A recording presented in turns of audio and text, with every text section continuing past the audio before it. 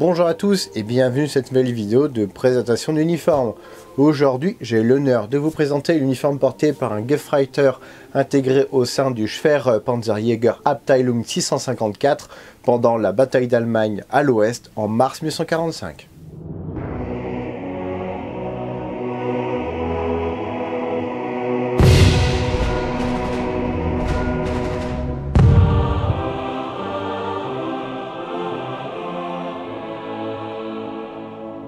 Avant de débuter cette vidéo, je tiens à remercier La Petite Musette, Epic Militaria ainsi que Parabellum Shop, partenaires de cette vidéo. Je vous invite à découvrir le lien de leurs boutiques respectives dans la description. Mais avant toute chose, il me faut rappeler certains points. Tout d'abord, cette vidéo n'est qu'une base qui vous servira à constituer votre uniforme. Ce n'est en aucun cas, malgré mes très nombreuses recherches, une bible qui vous épargnera l'achat de livres, de magazines spécialisés ou même de faire vos propres recherches sur internet. Ensuite, cette vidéo comporte des insignes qui n'auront pas été censurés. Ceci est une volonté historique de ma part.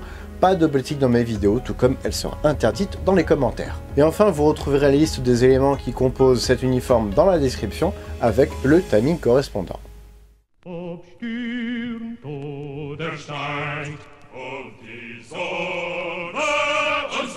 Le Schwere Panzerjäger Abteilung 654 a été formé le 22 mars 1943, à partir du Panzerjäger Abteilung 654 à Rouen, en France.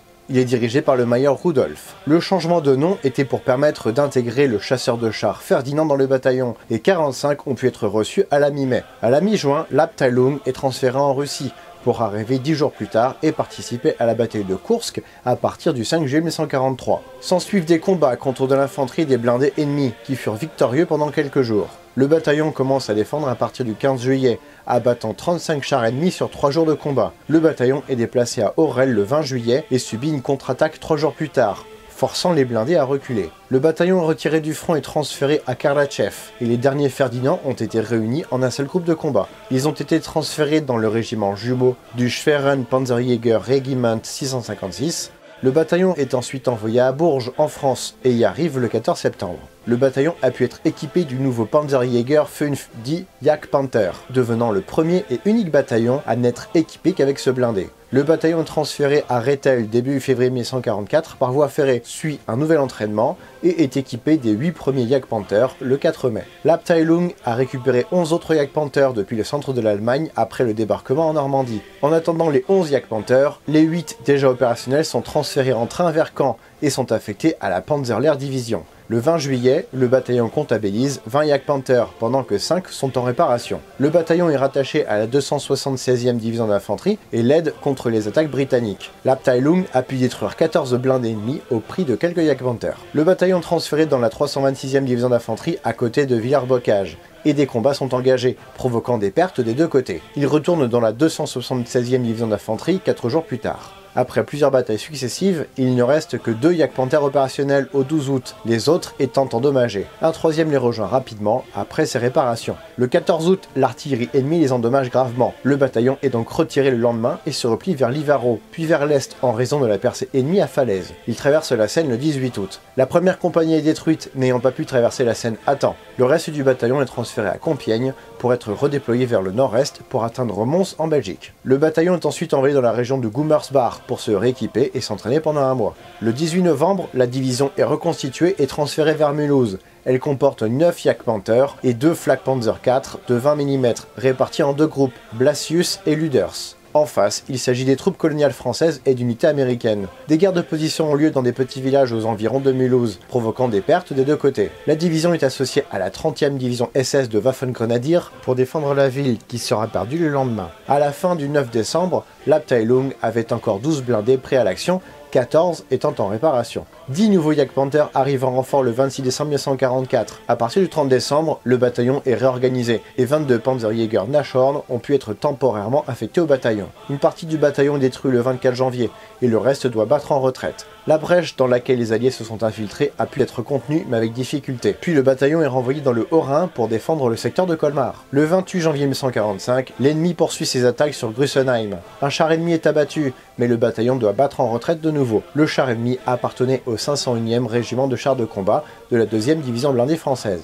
La bataille suivante fut celle de Jebsheim, et les Allemands se battaient cette fois contre le 1er régiment de chasseurs parachutistes français. Le 7 février, le bataillon n'avait plus de Jagdpanther disponibles, tous étant hors de combat, détruits ou endommagés. Les chars endommagés ont été évacués sur la rive droite du Rhin.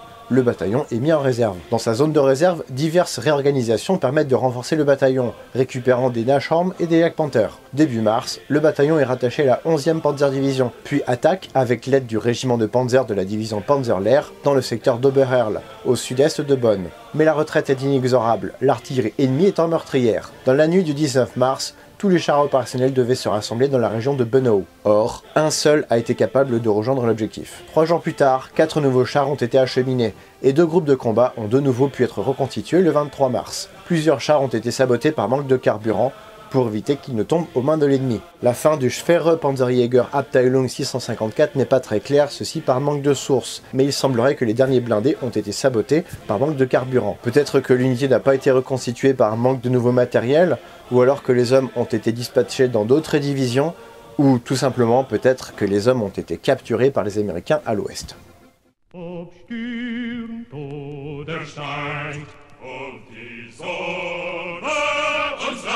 Les uniformes portés par les soldats du Schwere Panzerjäger Abteilung 654 pouvaient être noirs ou gris, en fonction des approvisionnements et de l'historique de chaque soldat. Il en va de même pour les insignes portés qui pourront être de différents modèles, tout au long de la guerre et des stocks disponibles. Notre soldat est ici un Gefreiter ou caporal et occupe le poste de chargeur dans un Jagdpanther lors de la bataille pour défendre l'Allemagne. Le pantalon fait partie de l'ensemble Feldgrau, mis à disposition à partir du 29 mai 1840. Il a la même coupe que le pantalon réalisé pour les Panzertruppen, mais est réalisé dans le même drap de laine que les uniformes de l'infanterie. Il se ferme par des boutons à la braguette et une ceinture intégrée permet de serrer à la taille. Des poches sont disponibles sur l'avant et sur l'arrière du pantalon, toutes sécurisées par un rabat se fermant par un bouton. Sur l'avant, une petite poche permet de stocker la traditionnelle montre à gousset, et un anneau est ici cousu pour y accrocher la chaînette. Il se serre au mollet ou sur les bottes par des lacets, présents au bas des manches. Le pantalon peut être rentré dans les bottes ou blousé par-dessus, au choix du soldat. Le pantalon noir des Panzers pouvait également se retrouver sur certains soldats, preuve que le règlement n'était qu'une théorie peu appliquée dans certaines unités. Notre soldat a choisi de ne pas porter de bretelles, mais il est préférable d'en porter pour un meilleur confort, des boutons étant disposés à l'intérieur de la taille pour les fixer. Les bottes cloutées à tige haute ont été distribuées depuis de très nombreuses années au sein de l'armée allemande. Elles sont le symbole même de l'uniforme allemand, et ce n'est qu'au milieu de la guerre qu'elles ont commencé à être remplacées par des brodequins, plus économiques à réaliser et plus pratiques dans les terrains boueux. Cependant, nombreux furent les soldats à conserver leurs bottes, s'ils avaient pu en percevoir au début et milieu de la guerre. Elles sont réalisées en cuir fauve, qui est teinté en noir par les soldats. La semelle est cloutée avec des clous octogonaux et un fer était disposé sur le talon pour la longévité de la chaussure. Ces clous ont d'ailleurs été une source d'accidents après des chutes des blindés, l'acier des clous sur l'acier du blindé ne faisant pas une bonne association. Mise à disposition à partir de 1943, la chemise M43 était en fait une version du tricot Hemd, chemise réglementaire précédemment utilisée par toute l'armée allemande. Des poches de poitrine ont été ajoutées, permettant de stocker du petit matériel tel que des papiers, le soldebourg ou des billets. Et des passants pour les pattes d'épaule ont également été cousus, pour afficher les grades directement sur la chemise. Malgré tout, l'aigle national n'était quasiment jamais porté sur la chemise. Ici, notre soldat transporte son soldebourg dans son étui. Le soldebourg permet de noter l'historique du soldat, venant en complément de sa plaque d'identité. Il est brun et est typique pour la Heer, la Luftwaffe et la SS ayant leur propre livret militaire. La plaque d'identité, ou Erkennungsmarke, est portée sous la chemise. Elle est gravée avec le régiment d'engagement ainsi que le matricule du soldat. Une cravate noire en coton est portée pour la tenue de service, mais pas portée au combat, celle-ci n'étant pas pratique, surtout pour un chargeur. Mise en service avec le pantalon, la Panzerjacke Feldgrau a été mise en place pour les équipages rattachés à l'artillerie à partir de 1940. La première version comportait un col vert, mais il fut enlevé durant la campagne de France, pour avoir un col de la même couleur que le reste de la veste. La coupe reste la même que la Vareuse Panzer en version noire, et plusieurs versions sont apparues, au même titre que la Vareuse noire. Des crochets sont placés aux hanches pour faciliter le port du ceinturon. Le rabat droit se ferme sur le ventre, couvert par le rabat gauche. Le tout se boutonne avec des boutons en plastique ou bakélite. Des poches se retrouvent sur l'intérieur de chaque rabat. Le col reste ouvert, d'où l'intérêt du port de la cravate. Des boutons aux manches permettent d'ajuster l'ouverture. L'inconvénient de la couleur Feldgrau est que les taches de graisse et d'huile se voient beaucoup, contrairement à l'ensemble noir des Panzers. Les pattes d'épaule sont son fond gris, avec le liseré rouge de l'artillerie. Concernant les pattes de colle, il y a eu énormément de variantes utilisées au combat. Il s'agit ici de pattes de colle sur fond gris avec Totenkopf avec liseré rouge. Mais on peut également retrouver un fond noir, pas de tête de mort, des Litzen type infanterie ou des Litzen spécifiques artillerie. Notre Gefreiter porte son grade sur le bras gauche, entre l'épaule et le coude. L'insigne de poitrine est un aigle spécifique pour la Heer, sur fond gris, plutôt utilisé pour la deuxième partie de la guerre. Un ruban de croix de fer seconde classe est glissé dans la première boutonnière de la vareuse, et notre soldat porte un insigne de combat des blindés avec le cartouche 25. Récompense mise en place le 22 juin 1143, qui vient récompenser 25 assauts blindés sur 25 jours différents. Le Fellmütze M42 ou bonnet de police est mis en place à partir de 1142, mais il fut vite remplacé par la casquette M43. Il est réalisé comme le modèle de calot précédent, mais il comporte un bandeau mobile sur l'avant, fermé par 2 boutons. Ce bandeau permet de venir se fixer sous le menton pour se protéger les oreilles du froid. Un aigle de calot et une cocarde tricolore sont fixés à l'avant, sous le bandeau. Les soldats mettaient souvent une épingle à nourrice sur le sommet, mais notre Gefreiter a choisi de ne pas le faire. La casquette M43 ou Einheitfellmütze est réalisée à partir de la Bergmütze des chasseurs alpins, mais avec la hauteur de la coiffe et une visière de longueur différente. Un aigle et une cocarde sont fixés à l'avant, les deux étant d'une seule pièce pour gagner du temps. On retrouve le même bandeau boutonné que sur la Fellmütze M42, qui peut se glisser sous le menton pour se protéger les oreilles. La casquette officier était légèrement différente, la troupe ayant une casquette standard. Elle était très appréciée dès sa distribution, donnant une allure caractéristique à l'uniforme allemand sur la fin de la guerre. N'hésitez pas à casser la forme de la visière, il le faisait à l'époque, c'était une sorte de mode. Mise en circulation à partir de l'année 1940, le Stahlhelm M40 est nommé ainsi uniquement pour les collectionneurs. A l'époque, le casque M35 était fabriqué pendant toute la guerre, mais sous différentes versions non nommées. Ainsi, la version de 1940 prend en compte les enseignements du début de la guerre. Le coût de production était réduit par rapport au modèle précédent, essentiellement sur les œillets d'aération qui sont maintenant emboutis, alors qu'ils étaient auparavant des pièces rapportées. Une jugulaire en cuir noir à l'extérieur est placée sous le menton, accessoire indispensable, le casque ne tenant que très mal sans cet accessoire. Il est en monodécalque version de 1940, mais qui a ici été conservé malgré la demande de suppression de l'aigle en août 1943.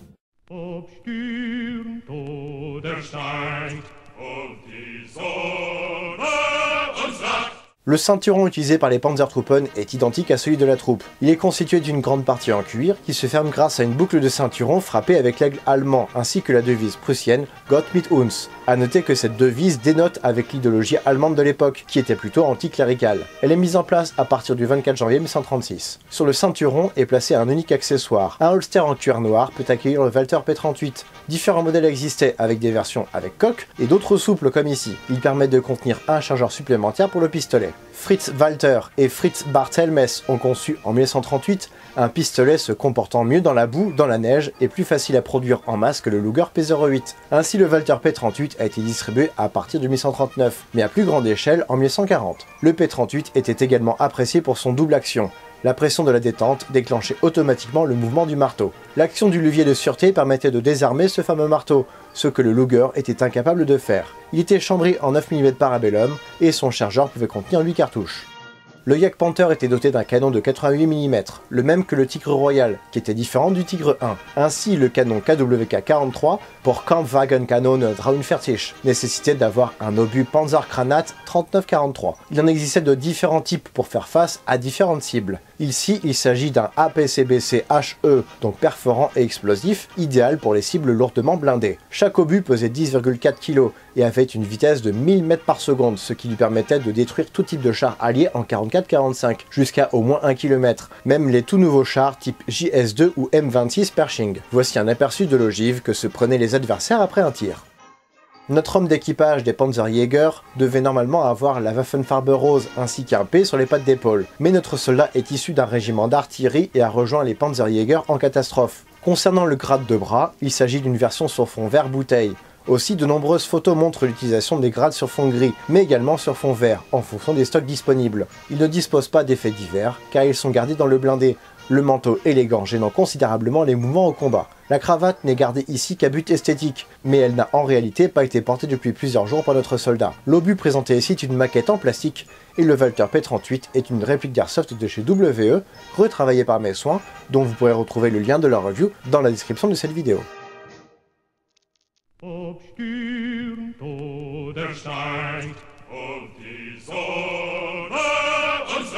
C'est fin décembre 1944 que notre soldat est appelé à servir dans la Heer, alors que la situation de l'Allemagne devient très critique, avec les Alliés qui résistent à la contre-offensive à l'ouest et les Soviétiques qui sont en Pologne. Il est engagé dans un bataillon d'entraînement de l'artillerie blindée, le Sturmgeschütz-Ersatz und Ausbildungsabteilung 200.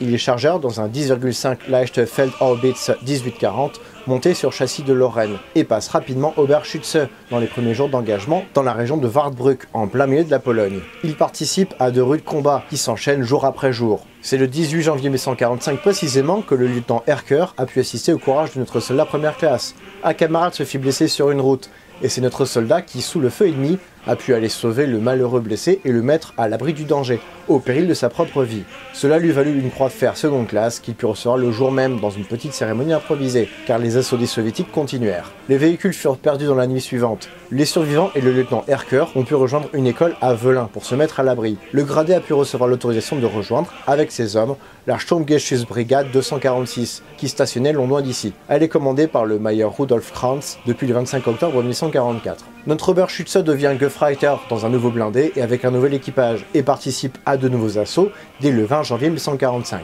Le 22 janvier, il est légèrement blessé dans un nouvel assaut et transféré en Allemagne, son unité ayant fait mouvement pendant sa courte convalescence. Il reçoit un insigne d'assaut des blindés argent pour ses 3 assauts survenus sur 3 jours, ainsi qu'un insigne des blessés noirs, qu'il choisit de ne pas porter, sa blessure étant minime, et celle-ci l'ayant séparé de son groupe. Il est réaffecté à l'ouest, passe sur Jagdpanther et arrive en renfort du Schwere Panzerjäger Abteilung 654. Lorsque ces nouveaux camarades ont des uniformes spécifiques pour le Panzerjäger avec Waffenfarbe rose, notre soldat reste sur son ancien uniforme avec la Waffenfarbe rouge de l'artillerie, la priorité de la situation n'étant pas à l'esthétique de l'uniforme. Il se retrouve pris dans les batailles de Krusenheim puis Jepsheim fin janvier jusqu'à début février 1945. Il combat ensuite sur le territoire allemand pour défendre sa patrie, et les combats s'enchaînent jour et nuit. Il sert dans plusieurs blindés, réussissant à chaque fois à s'extraire in extremis lorsque les chars alliés touchent au but. Il peut enfin souffler en février, où le bataillon est mis en réserve, mais retourne au front en mars 1945 au sein de la 11e Panzerdivision. Il peut ainsi, dès le milieu du mois de mars, recevoir l'insigne de combat des blindés avec le cartouche 25, justifiant de 25 assauts survenus sur 25 jours. Il est tué à la fin du mois de mars 1945, notre Gefreiter n'ayant pas réussi à sortir à temps de son blindé qui a reçu un coup au but. Sa guerre n'aura duré que 3 mois. Voici ce qui conclut cette vidéo, j'espère qu'elle vous aura plu. Si c'est le cas, comme d'habitude, n'hésitez pas à laisser un pouce bleu, un commentaire, à vous abonner et à partager cette vidéo. Je tiens à nouveau à remercier La Petite Musette, Parabellum Shop et Epic Militaria pour leur précieux soutien. Le casque M40 vient de La Petite Musette, le petit matériel vient de chez Parabellum Shop et l'uniforme en lui-même vient de chez Epic Militaria. Vous pourrez retrouver les liens respectifs de ces boutiques dans la description, allez voir, vous ne serez pas déçus. Mais si vous aussi voulez me soutenir, ma page Tipeee est toujours ouverte. Je vous invite à la découvrir là aussi en bas, tout comme le lien pour devenir souscripteur de ma chaîne YouTube. Ainsi vous pourrez m'aider par ces deux moyens, à la fois sur la forme mais aussi sur le fond de mes vidéos. Quant à moi, je vous retrouve prochainement pour de nouvelles vidéos de présentation de répliques d'Airsoft, d'uniformes et de VIP. Salut!